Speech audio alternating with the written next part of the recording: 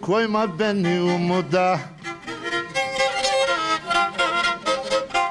kesilen ağaçların tavası kolay olur. Al da gidelim beni, sonrası kolay olur.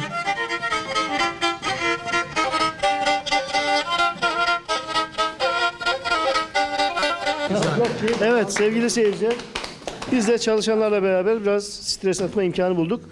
Yine yanımda değerli arkadaşlar var. Onları da kısa cümlelerle size tanıtmak istiyorum. Önce bu kardeşimizden başlayalım. Evet, merhabalar, herkese iyi günler diliyorum. Ben Pentastory'de Kinyas Özdemir, aşçı olarak çalışmaktayım. Amacımız burada Türk mutfağının güzelliklerini yurt dışı sınırlarına çıkarmak. Ve bunu yapıyoruz da, beceriyoruz Allah'a şükür. Mutfak kültürümüz gayet genişledi. Herkes memnun.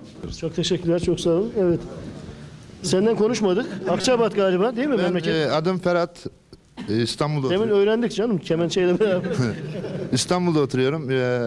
2 seneden beri burada çalışıyoruz. İşte memnunuz. Patronlarımız Allah razı olsun iyi. Arkadaş ortamı çok güzel.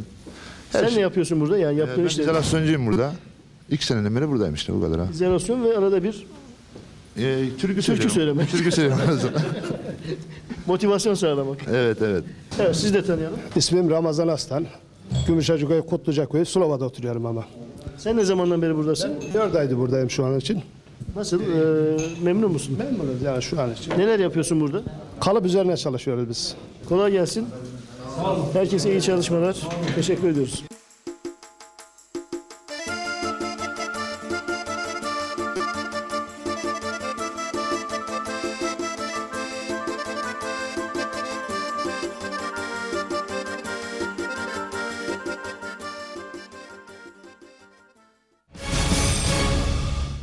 Şehir ve İnsan programından bu haftalıkta bu kadar. Bir dahaki programda farklı konularla görüşünceye dek sevgiyle kalın, hoşça kalın.